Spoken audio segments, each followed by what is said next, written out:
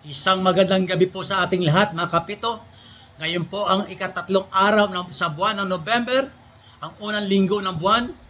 At babati po muna tayo na may kaarawan ngayong November 3. Maligayang kaarawan kila Maligaya Malasarte Dave, Jing Oliveros, Tito Art, Jing Peña Rosataso, Rico Gripalda, Noel Pugoy, Ferdinand Biden, Cesar Batacan, at sa ating kaibigang PBA referee Valentin Mariano Jacinto, at lalong-lalo na po sa ating kaibigan former FIBA referee Manny Huab. Maligayang kaarawan po sa inyong lahat, at naway patuloy kayong pagpalain ng ating poong may kapal na may kalakasan at kalusugan sa buong taon na inyong pamamalagi sa mundong ito. Happy birthday po sa inyong lahat.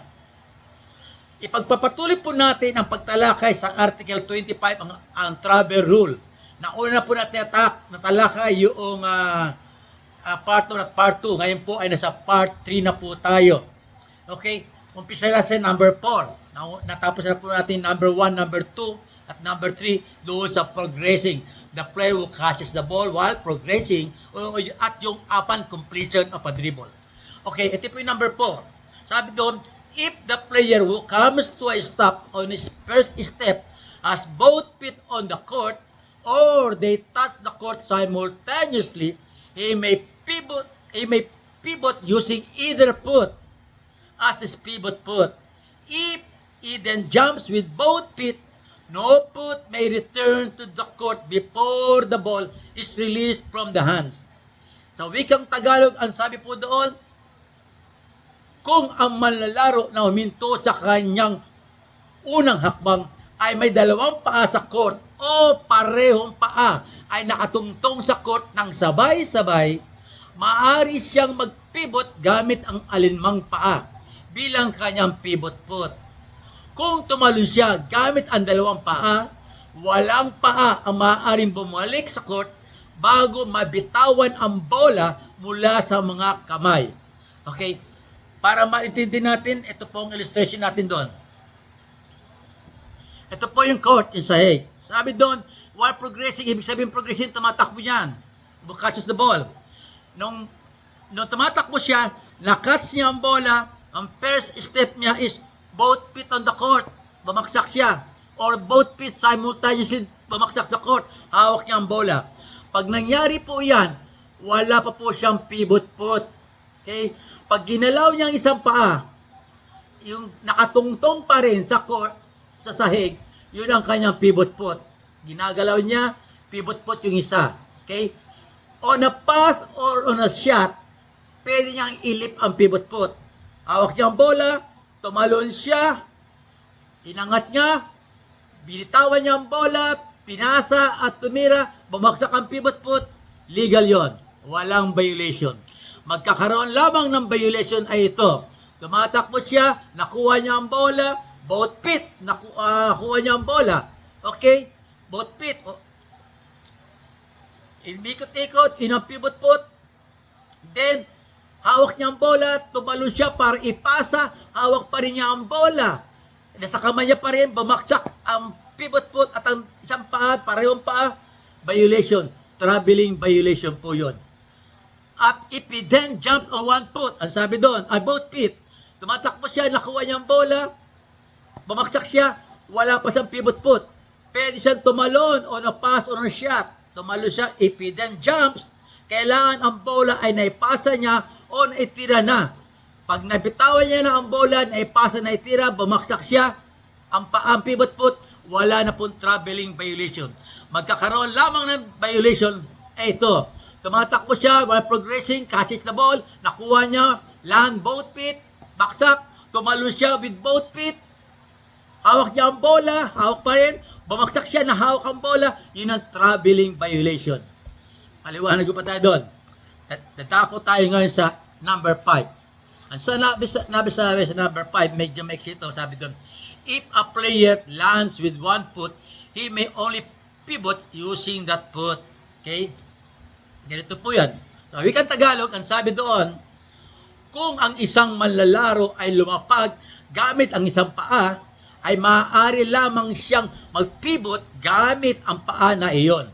Okay? Ito po yun. Si Kurt, nag-land siya with 1 foot. Sabi, matakbo siya, progressing, catches the ball, nag-land 1 feet, o 1 foot, nag-land siya 1 foot, yan po ang kanyang pivot foot. Okay? Maliwan, the first foot to touch the floor is the pivot foot. Pag ipapasa niya o isushoot niya ang bola, pwede niya ilip yan. O na-pass o na-shot, nabitawan niya ng bola, nag-land, legal. Walang violation. Kailan magkakaroon ng violation? Tumatakbo siya, progressing, catches the ball, he-catch the ball, nag-land 1 feet, ipapasa niya, isushoot niya, hawak niya ang bola, hawak pa rin niya ang bola, nang bumaksak ang pivot foot, yun doon magiging traveling violation. Tandaan po natin, sabi nga first foot to touch the floor is the pivot foot. Hindi nga nilagay doon sa number 5, okay? Ang sabi doon, pag progressing ka, okay, tumalong ka, bumaksak, yun po ang pivot foot. Pwede baksak itong isang paa mo. Maybe pivot foot ka. As long na yung pivot foot mo hindi ginagalaw. Kaya ito ang pivot foot. Alam natin pivot foot. Alam mo yung restriction ng pivot foot. O na-pass o na-shot, pwede siyang umangat. Pag nabitawan niya yung bola at nag-land siya, legal. Kailan maging violation?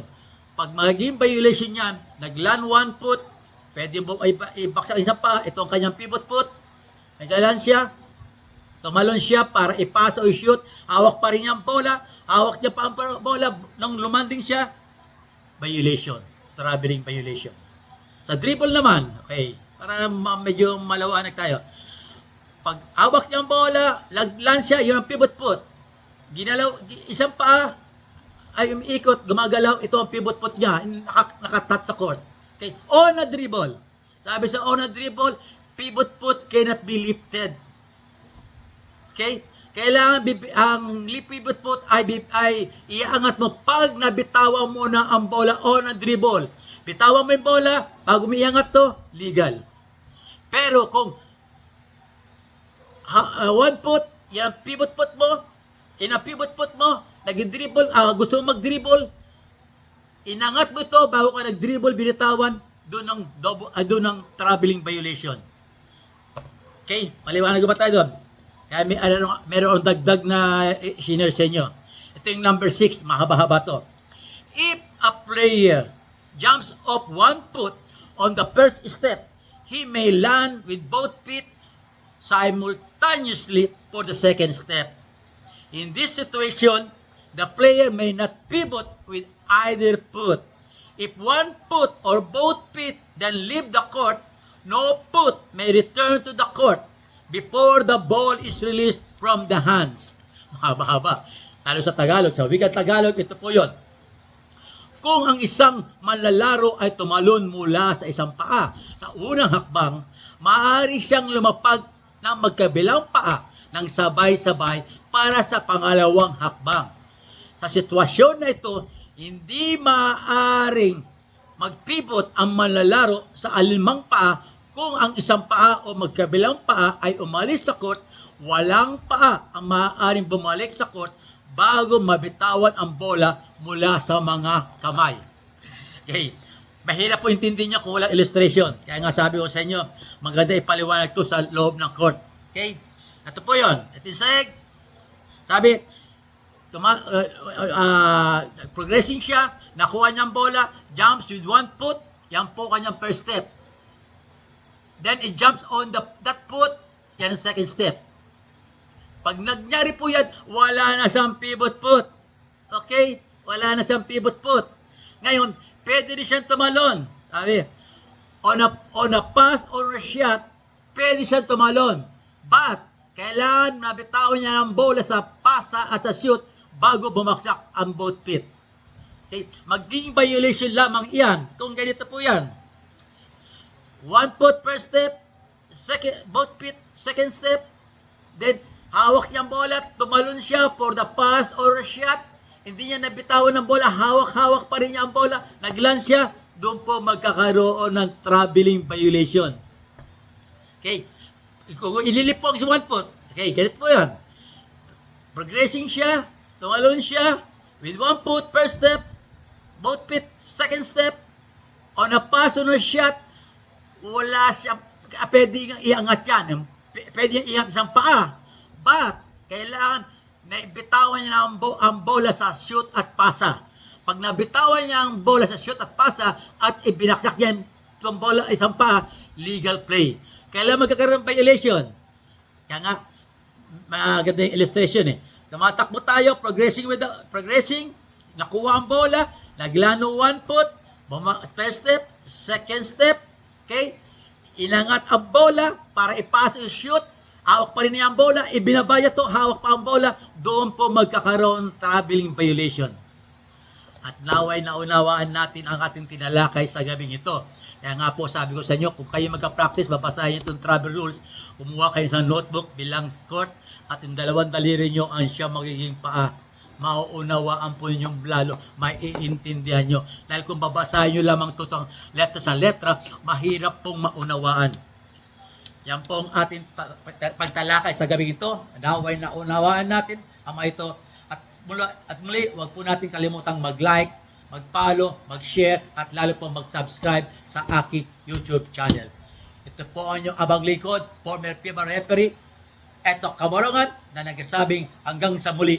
Bye-bye!